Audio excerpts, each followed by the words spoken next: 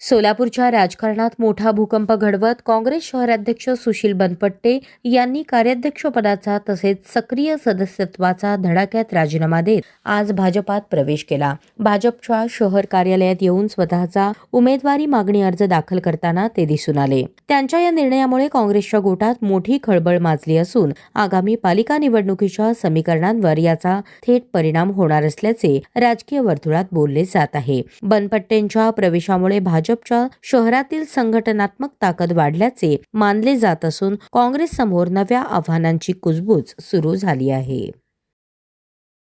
सोलापूर महानगरपालिका निवडणुकीचे बिगुल वाजण्याची शक्यता दाट आहे. हिवाळी अधिवेशनामध्ये कदाचित आचारसंहिता देखील त्याचा कालावधी निश्चित करण्यात येईल. त्या अगोदर सोलापूर शहर परिसरामध्ये असलेल्या ज्या काही राष्ट्रीय पक्ष आणि स्थानिक पक्ष किंवा प्रादेशिक पक्ष आहेत त्यांनी आपली उमेदवारी अर्ज कार्यकर्त्यांकडून मागणीची प्रक्रिया सुरू केली आहे आणि त्यामध्ये प्रामुख्याने भाजपाने आघाडी घेतली आहे आणि त्याच्यामध्ये कार्यकर्त्यांना मोफत उमेदवारी अर्ज अर्ज देण्यासाठी त्यांनी आज आज 7वा दिवस आहे, उद्याचा शेवट दिवस आहे. पण आजच्या दिवसाचं खास वैशिष्ट्य म्हणजे काँग्रेसचे कार्याध्यक्ष म्हणजे विद्यमान कार्याध्यक्ष ज्यांनी काँग्रेसमध्ये मान सन्मान आणि पद ह्या सगळ्या गोष्टी त्यांना दिले ते सुशील बनपट्टे आज भाजपासोबत त्यांनी कार्यालयात आलेत आणि उमेदवारी अर्जाची मागणीचा फॉर्म तुम्ही भरला आहे.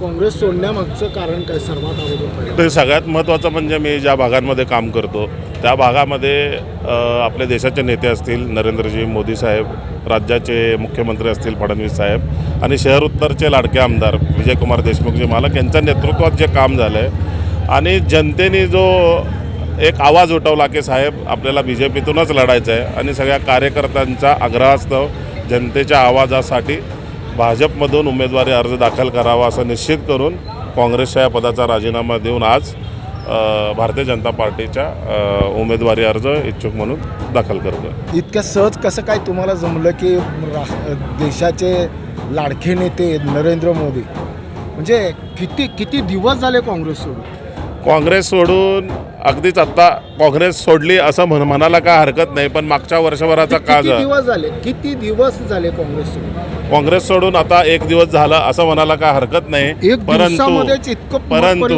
परंतु जर तुम्ही इतिहास बघितला शहर उत्तरचा मागच्या 25 वर्षांपासून एकच नेतृत्व जनतेला मान्य ते म्हणजे आमचे विजयकुमार देशमुख. केवळ स्थानिक मतदारसंघाचा कल बघून तुम्ही घेतलेला निर्णय. शेवटी बघा, आपण जेव्हा राजकारणात सक्रिय व्हायला बघतो, समाजकारणात सक्रिय व्हायला बघतो तर जनतेचा प्रश्न आणि जनतेने उठवलेला आवाज याचीच आपल्याला व्हॅल्यू. जनतेचा प्रश्न की स्वतःचं हित नाही, जनतेचा प्रश्न महत्त्वाचा आहे. सत्ता अपेक्षित नाही आहे तुम्हाला. सत्ता अपेक्षित नाही आहे, जनतेची फक्त सेवा करायची. तुम्हाला नगरसेवक झालो तर होणे अपेक्षित आहे असं वाटतं. जर तुम्ही मागच्या 8 वर्षांपासून माझं कार्य बघत असाल तर मी सातत्याने जनतेच्या सामान्यातल्या सामान्य प्रश्नांचंच काम केलंय. नळ, रस्ते, गटारी यापेक्षा पण कुणाच्या नेतृत्वाखाली म्हणजे आत्तापर्यंत मी काँग्रेसचा कार्याध्यक्ष म्हणूनच सक्रिय होतो, परंतु हे कार्य करत असताना जनतेचे सामान्यातले सामान्य प्रश्न. वर्ष झाले तुम्ही?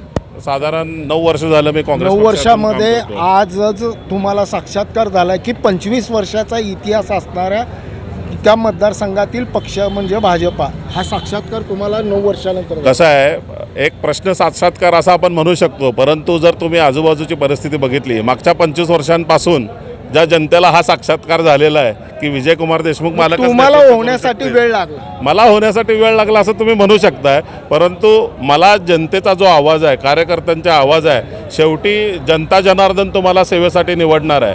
तुम्ही कितीही म्हणलात तरी जनता जे आवाज देईल तेच तुम्हाला मान्य करावं लागणार. जनता जे उत्तर देणार आहे तेच मान्य करावं लागणार आहे. आणि आज मी जेव्हा लोकांमध्ये जातोय तर लोकांचं एकच म्हणणं होतं मला की साहेब तुम्ही अपक्ष लढलात तरी चालेल, पण आम्हाला असं वाटतं की तुम्ही भारतीय जनता पार्टीतून उमेदवारी अर्ज दाखल करायला पाहिजे. आणि जेव्हा एवढ्या मोठ्या संख्येने जनता आपल्यासोबत असेल त्यांचा आदर राखणं हेच एका काय म्हणू प्रतिनिधीचं काम आहे आणि त्या आवाजाखातीर आपण भारतीय जनता पार्टीतून उमेदवारी अर्ज दाखल करतो. जवळपास 1-8 दिवस झाले तुम्ही अनेक जणांच्या संपर्कात आला होता. म्हणजे जगदीश पाटलापासून सुरुवात केली तुम्ही, अगदी मनीष देशमुख आणि सुभाष देशमुख यांच्या गाठीबिटी घेण्यापर्यंत तिथपर्यंत गेलं.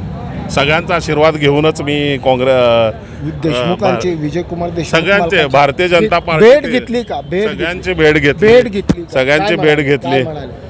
उमेदवारी अर्ज दाखल करण्यास काय हरकत नाही एवढा शब्द त्यांनी दिला आणि त्यांनी दिलेल्या शब्दावर विश्वास टाकून आज मी उमेदवारी अर्ज दाखल करतो. अनेक जण तिथं म्हणजे गुडघ्याला बासिंग बांधून तयार आहेत. तुम्हाला 9 वर्षानंतर देशमुख मालकांचा साक्षात्कार झालाय, तुम्हालाच का द्यावं? नाही, जर तुम्हालाच का द्यावं असं जर म्हणलात तर बघा, भारतीय जनता पार्टी हा पक्ष कायम सर्वे बेसिसवर उमेदवारी अर्ज दाखल करतो आणि मेरिटवर उमेदवारी देतो. ज्या उमेदवाराकडे निवडून येण्याची क्षमता आहे, ज्याचं काम आहे, ज्याने जनतेतून काम केलेलं आहे, अशाच उमेदवाराला तिकीट दिले यावर मला विश्वास आहे, म्हणून मी उमेदवारी अर्ज दाखल करतो आणि मला निश्चित विश्वास आहे की उमेदवारी मलाच मिळेल. मनीष देशमुख तुम्हाला म्हणाले की काँग्रेसनी काय कमी केलं तुम्हाला? मनीष देशमुख असं काय म्हणाले नाही. मनीष देशमुख म्हणाले की उलटा आनंद झाला, एक चांगला कार्यकर्ता भारतीय जनता पार्टीला मिळतोय. काँग्रेसमध्ये म्हणतात ते खरं आहे की तरबेज शब्दाचे बाण फेकणारे काही नेते आणि कार्यकर्ते आहेत, त्यापैकी एकच आहे. जाता जाता एकच विचारतो, खरंच काँग्रेस सोडला विश्वास बसेल? काँग्रेस कार्याध्यक्षपदाचा आणि सदस्यत्वाचा राजीनामा दिल्यानंतरच मी आज प्रत्यक्ष दिला. प्रत्यक्ष म्हणजे माझ्या ऑफिसमधून, माझ्या कार्यालयातून काँग्रेसच्या कार्यालयात पत्र सादर केलेलं आहे. समोर जाऊन द्यायचं धाडस नव्हतं? नाही, समोर जाऊन द्यायचं धाडच नाही. बघा, शेवटी तुम्ही जेव्हा एखादा निर्णय घेता तर धाडसानेच घेतलेला असतो आणि ठरवल्यानंतर, एवढ्या धाडसाने ठरवल्यानंतरच पाठवण्याचं इतक्या कमी वेळामध्ये तुम्हाला काँग्रेसने इतका सन्मान दिलाय, त्या काँग्रेसच्या नेत्यांना तुम्ही काँग्रेस सोडता हे सांगायचं धाडस नाही? त्या काँग्रेसच्या नेत्यांना निरोप दिला ना मी. सकाळी माझा चेतन भाऊंशी फोनवरनं पण बोलून झालं की काय करताय तुम्ही, विचारले ते. मी त्यांना सांगितलं की साहेब, मला जनतेखातीर आणि कार्यकर्त्यांखातीर हा निर्णय घ्यावा लागतो. मला पक्षातील कुठल्याही लोकांबद्दल काही माझं मत नाही आहे, परंतु जनतेचा जो आवाज आहे, जे नेतृत्व जनतेला मान्य, त्या नेतृत्वाखाली काम करायची मी इच्छा व्यक्त केली. काय अपेक्षा ठेवता मालकाकडून?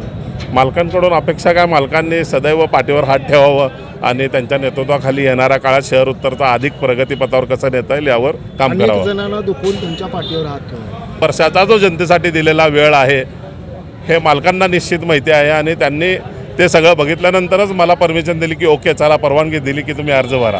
उद्या संघाच्या संचलनामध्ये जाण्याची वेळ आली तर जा. मी यापूर्वी पण जाऊन आलो आहे. संघ कुठल्याही पक्षासाठी काम करत नाही, लक्षात ठेवा. संघ त्यांच्या विचारावर काम करतो आणि त्यांच्या विचारांखातीर मी यापूर्वी पण त्यांचे कार्यक्रम अटेंड केलेले आहेत. अनेक नेते आणि कार्यकर्ते पाहिले, पण इतका बदल कमी वेळामध्ये शब्दाचा आणि नेतृत्वाचा आणि हालचालीचा तो कदाचित आणि क्वचितच दिसतो. आणि तो बदल म्हणजे सुशील बनपट्टे यांच्यामध्ये दिसतोय की ते काल काँग्रेसमध्ये होते, आज भाजपामध्ये आलेत. आता पुढचा दिवस आणि पुढची वेळ आणि पुढचा पाऊल कुठे आणि कसा आणि कधी असेल हे मात्र सांगणं कठीणच आहे. ब्रेन न्यूज करता यासिन शेखसह मी नितीन पात्रे.